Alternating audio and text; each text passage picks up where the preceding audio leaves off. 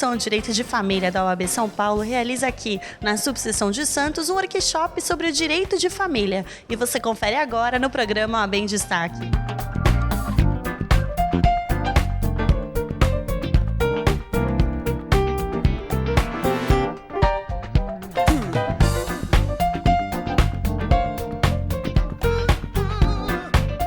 A importância, primeiramente, seria a parceria, né, que nós temos com a Comissão de Direito de Família em São Paulo, né, e aqui em Santos, né, junto aqui com a OAB de Santos, e trouxemos, principalmente por causa de algumas colegas que participam da Comissão de Direito de Família lá da OAB de São Paulo, e vem aqui e trouxe esse workshop para nós. Esse workshop que a gente faz com vários temas de workshop, esse daqui vai ser o patrimonial, familiar e sucessório. É a importância muito grande para os advogados que atuam no direito de família, mas para fazer o planejamento dos seus clientes, seja familiar ou sucessório.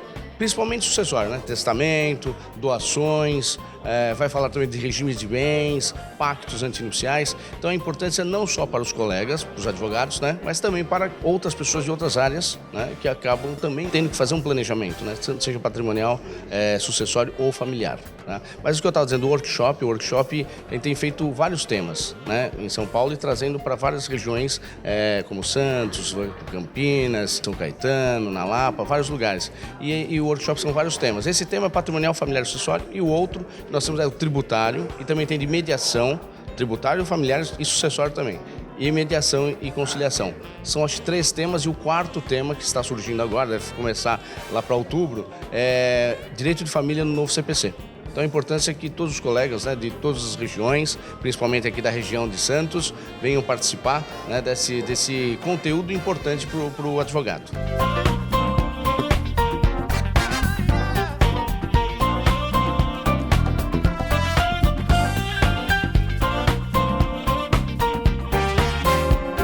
Tema é formações familiares, né? As constituições, elas foram contemplando os novos modelos de família, então aquela família lá atrás, né, baseada no conceito tradicional, moral, ético, religioso, ela foi reinventada. Então hoje nós temos uma família adaptada à realidade, né, e ao contexto social que nós vivemos.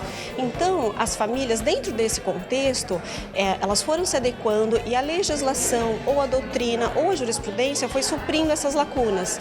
Então, hoje nós vemos muito a família pela ótica do afeto e não mais pela religiosidade, não mais pelo cunho essencialmente moral, e sim adaptação social.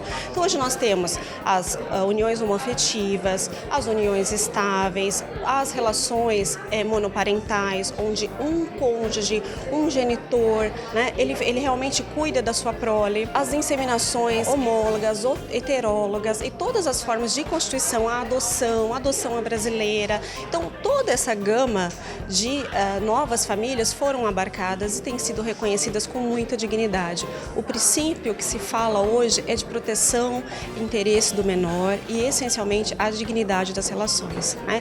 E, assim, eu sempre falo que é um tema muito relevante, muito interessante, porque o direito, ele quer tutelar, né? Ele quer evitar o litígio, mas isso, basicamente, é uma relação de amor. O que a gente está tutelando é o amor, é o afeto e não essencialmente o litígio. Então hoje é muito importante, dentro dessas famílias mosaico, então o apelo é o teu, o meu e os nossos. Então eu caso e trago para minha realidade o meu enteado, a minha enteada, crio essa criança como se fosse meu filho, e aí essa desigualdade que não pode existir entre os filhos de um, os filhos de outro, né? Então esse ponto da filiação socioafetiva é de grande destaque, é de grande, assim, dignidade para as relações, e aí trouxe efetivamente esse bojo, esse reconhecimento.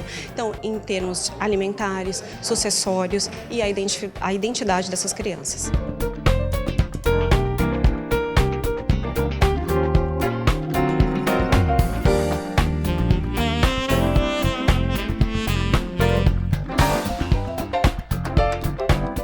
Falar sobre planejamento familiar e sucessório, né, patrimonial, regime de bens. Nós vamos analisar um pouquinho do que se trata o regime de bens, da influência tanto no que diz respeito ao divórcio e na sucessão. Algumas atualizações jurisprudenciais acerca da divisão desse patrimônio, da interpretação do artigo 1829, e é isso.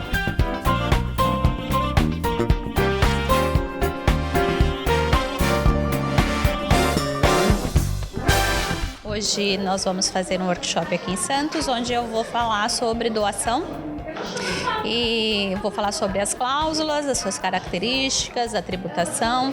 Enfim, é uma palestra que vai abordar esse tema que as pessoas pouco utilizam e que deveriam utilizar mais.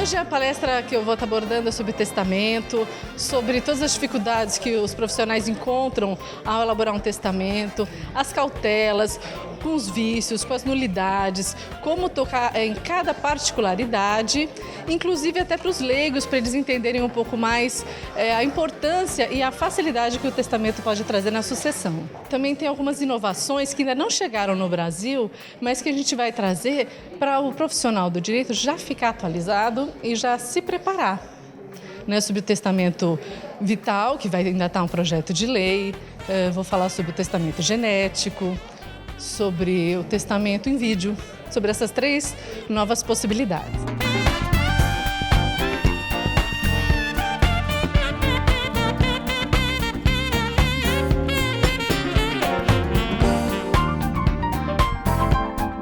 A palestra de hoje é sobre holding, o planejamento sucessório. Hoje tão focado, tem outras modalidades que vão ser abordadas aqui também no workshop.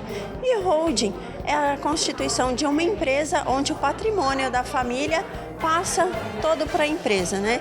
Então é uma forma de quem tem um patrimônio elevado estar trazendo para a empresa e ter uma administração melhor e até mesmo com esse cunho sucessório, porque na empresa os pais podem estar doando essas cotas sociais aos seus filhos, né?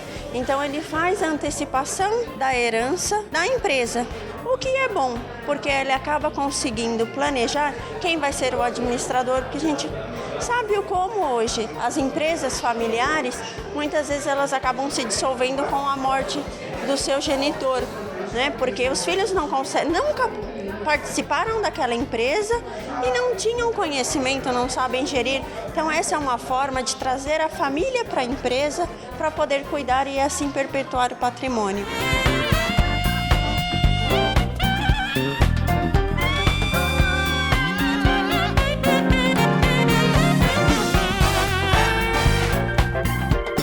Eu vim aqui hoje tratar um pouquinho sobre o seguro de vida e a previdência privada como mecanismos de planejamento sucessório.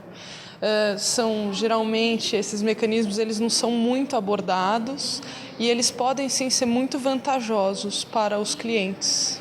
O seguro de vida ele é um mecanismo que ele pode ser utilizado, que ele é muito interessante, porque ele não vai integrar um inventário. Ele não vai fazer parte do inventário, então ele se exclui disso, então você não recolhe TCMD, então é muito interessante. E sobre a previdência privada, eu vou falar um pouco do tipo VGBL e PGBL, ou seja, as principais diferenças, o regime tributário entre elas, as diferenças tributárias, e também se vai incidir TCMD, se ele vai entrar no inventário, se vai incidir imposto de renda.